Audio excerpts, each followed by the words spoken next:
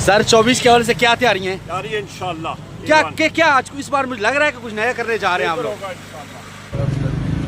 अब ये बताएं कि आपके वारंट गिरफ्तारी पहले वारंट गिरफ्तारी निकाले गए, फिर मंसूख कर दिए गए। एक तो ये बताएं, दूसरा 24 नवंबर के हवाले से जो तैयारियां की जा रही हैं उस हवाले से क्या कहना है? देखिए, मैं तो आपको पता है सियासत में नहीं हूँ, लेकिन आज मैंने जज के सामने ये ज़रूर किया है, हम हर हाज़िरी पे पेश होते हैं, हर हाज़िरी पे पेश होते हैं। और कल रात को मुझे थानों से फ़ोन आने लगी, वहाँ थाना, सिविल लाइंस, कि जी आपके तो वारंट निकल आए हैं क्योंकि आप हाज़िरी नहीं लगा रही। तो मैंने जज को कहा ये दहशतगर्दी है, साइकोलॉजिकल दहशतगर्दी, हरासा है, ये क्यों पुलिस कर रही है? जब हम हाज़िरी भी लगी हुई है, सारा कुछ लगा हुआ है, तो फिर ये किस तरह ये थ्रेटन कर रहे हैं और ये गिरफ्तारी के वारंट किस बेसिस पे निकल रहे हैं? ये सरासर साइकोलॉजिकल दहशतगर्दी कर रहे हैं पंजाब पुलिस। और केस तो अपनी जगह फेक है, लेकिन जिस तरीके से ये हरासा कर रहे हैं ये अनएक्सेप्टेबल है। और आज जज साहब ने ऑर्डर भी इसमें पास कर दिया। हालात किस तरफ जा रहे हैं, क्या देख रही हैं आप? हालात आपके सामने है, मैं क्या कहूँ आपको।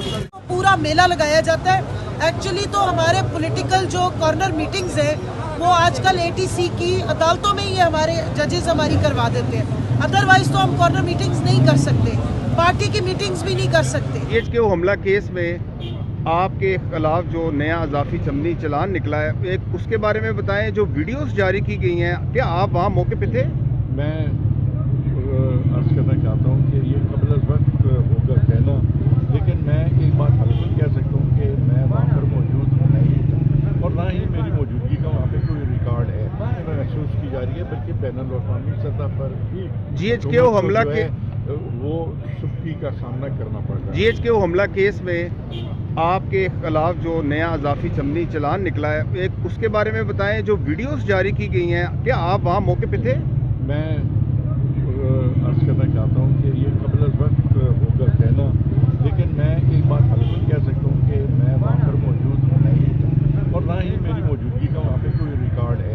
ये जो अजाफी मवाद फराहम किया गया है, ये इनफैक्ट एक इंस्पेक्शन नोट है जो इब्तदाई तौर पर इस पर FIR दर्ज होने के फौरी बाद पुलिस को देना चाहिए था, लेकिन उन्होंने तकरीबन 1 साल 1.5 साल के बाद या 2 साल के बाद वो दिया है, तो मैं उसकी कानून की नज़र में कोई हैसियत नहीं ना होना तो अरेस्ट वारंट जारी कर दिए जाते हैं। अब आ जाए जी 24 तारीख पर, तो पूरे पाकिस्तान में हर डिस्ट्रिक्ट के मुताबिक, हर डिस्ट्रिक्ट से जितने भी पाकिस्तान तहरीक इंसाफ के स्टेक होल्डर्स हैं, कारकुनान, हमें अपने जो टिकट होल्डर्स हैं, हमें अपने MNAs MPs के अपने काफिले लेके निकलेंगे और कॉल इस्लामाबाद की, इस्लामाबाद पहुंचना है तो इंशाल्लाह पूरा पाकिस्तान निकलेगा।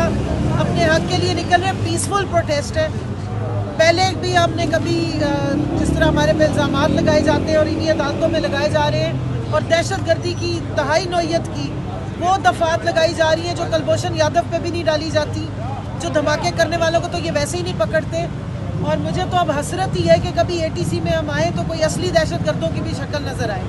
पिछले 1.5 साल से तो हमारी शक्लें नज़र आ रही हैं। मुल्क में दहशतगर्दी बढ़ी हुई है, यहाँ पर हर तरह के अटैक्स हो रहे हैं, यहाँ पर हर तरह के धमाके हो रहे हैं, हलाकतें हो रही हैं। तो जो ये हलाकतें और दहशतगर्दी करने वाले हैं उनको ये कहाँ ले जाके चला रहे हैं केसेस, क्योंकि यहाँ तो पूरा मेला लगाया जाता है। एक्चुअली तो हमारे पॉलिटिकल जो कॉर्नर मीटिंग्स हैं वो आजकल ATC की अदालतों में ही हमारे जजेस हमारी करवा देते हैं। अदरवाइज तो हम कॉर्नर मीटिंग्स नहीं कर सकते, पार्टी की मीटिंग्स भी नहीं कर सकते, कारकुनान को कहीं बुला के कन्वेंशन भी नहीं कर सकते। लेकिन मैं शुक्रिया अदा करती हूँ तमाम ATC अदालत के जजेस का कि वो हमारी हेयरिंग्स पे हमारी कॉर्नर मीटिंग्स भी करा देते हैं, हमारी कारकुनान से हमारी मुलाकात भी करा देते हैं और बड़ा अच्छा हमें टाइम मिल जाता है। हफ्ते में 2-2 3-3 मरतबा 24 नवंबर की जो कॉल दी गई है, इस पर राना सनाउल्लाह का कहना है ना उन्हें आपसे खौफ है और ना ये 24 नवंबर वाले इस्लामाबाद पहुंच सके, ना बसें हैं, ना कारकुन निकलेंगे बाहर। राना सनाउल्लाह साहब, ये नवाज शरीफ की कॉल नहीं है जड़ा आप नस जाए तो तानू फंसा जाए।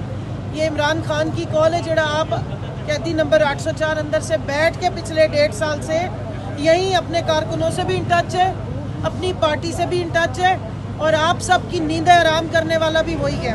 मुझे पता है कि आपको प्रॉब्लम हुई भी है, नींदें उड़ी हुई हैं, दवाइयाँ खा रहे हैं। अगर आपको टेंशन ना होती तो आपको इस तरह के बयान देने की ज़रूरत भी ना होती। तो कहीं ना कहीं कांपे टांग रही हैं, नींदें उड़ी हुई हैं, कहीं गले का मसला हो गया है, कहीं कबूतर उड़ गए हैं, किसी के हाथों के तोते उड़े हुए हैं। 24 नवंबर को इंशाअल्लाह ताला, पहले भी हम पाकिस्तान पूरा इमरान खान की कॉल पे निकलता रहे, इस दफ़ा भी निकलेगा। तुसी बसा भी बंद करके देख लो, असी पैदल ही आ जाए। अच्छा मैम, ये लास्ट सवाल लेने कि क्या बुशरा बीबी भी इस बार एहतजाज में शिरकत करेंगे? जिस तरह KPK में देखा जा सकता है कि काफ़ी उनकी जान से मुलाकातों का भी सिलसिला जारी है।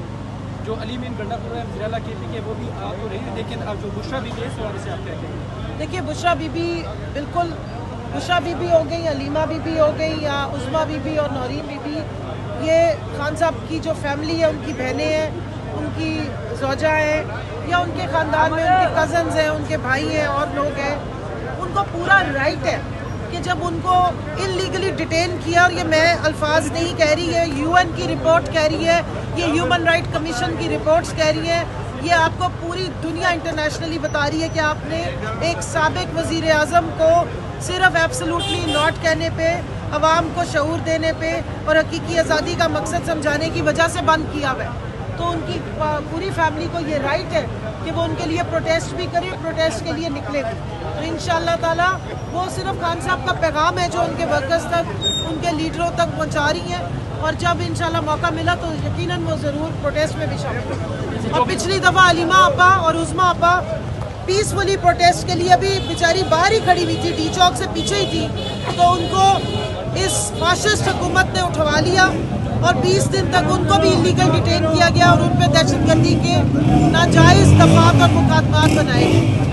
अच्छा, 24 नवंबर को जो एहतजाज में कॉल दी गई है, आपको लग रहा है कि 23 नवंबर को गिरफ्तारियां हो सकती हैं, और इन गिरफ्तारियों से बचने के लिए आपकी क्या हिकमत है? देखिए जी, हमारी तो पूरी कोशिश होती है, गिरफ्तारियों से हमें कोई डर नहीं लगता। हमें जो गिरफ्तारी के नाम पे वो सर पे बोरी डाल के उठा के ले जाते हैं ना, जो इंतज़ार पंजोता की जिस तरीके से एबडक्शन की गई, इलीगल अगवा बराए बयान के लिए, जिस तरह अंदर बैठे सदाकत अब्बासी को उठा लिया गया था और 31 दिन उल्टा लटका के मारा गया था, जिस तरह इमरान रियाज को उठा लिया गया था, जिस तरह हमारे और बहुत सारे लोगों को उठाया गया, हमारे बहुत सारे साथी हैं जिनको उठा लिया गया, और हमने अदालतों में जो तमाशा लगा देखा है, CCTV फुटेज पे 20-20, 21-21 दिन लगा दिए जाते हैं, और ज़ुबानें तंग हो जाती हैं, आवाज़ निकलती नहीं कि गए कहाँ हैं। तो हमारा सिर्फ उस पे एहतजाज है। अगर हमें लीगल पुलिस आके 10,000 लोगों के सामने हमारा जुर्म बता के गिरफ्तार कर लेती है तो उससे कोई डर नहीं है। एहतजाज होगा और स्ट्रैटेजी यही है, अगर आप एक को पकड़ लेंगे तो 5 और आ जाएंगे, 5 को पकड़ेंगे तो 10 आ जाएंगे, 10 को पकड़ेंगे तो 15 आ जाएंगे। निकलना तो आवाम ने, 1 या 2 लोगों को, 15 लोगों को, 20 लोगों को आप पकड़ लेंगे, लेकिन लाखों लोगों को आप नहीं पकड़ सकते। और अगर पकड़ना है तो फिर आप जेल रिफॉर्म करें, जेल्स को बेहतर करें, वहाँ पर साबिक वज़ीर आज़म को जो आपने मौत की चक्की में रखा हुआ है, और उनके राइट्स को आप जो है वो सल्व करें, उनको सख्त तरीन तरीके से ट्रीट करें। ये आपका जो हरबा है ये सब नाकाम हो चुके हैं, क्योंकि ना उसने भागना है, ना उसने मानना है, ना उसने डील माननी है, वो सिर्फ अपनी आवाम की सुनता है और आवाम सिर्फ उसकी सुनती है। अस्सलाम वालेकुम।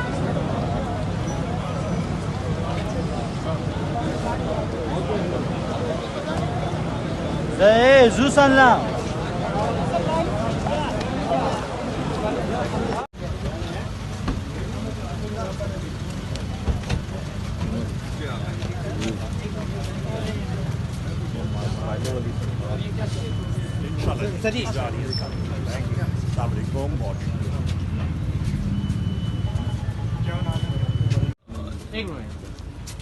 ठीक है जी जनाब।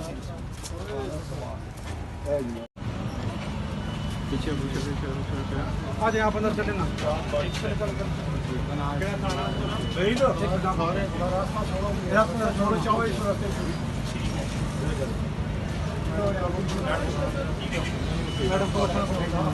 मैडम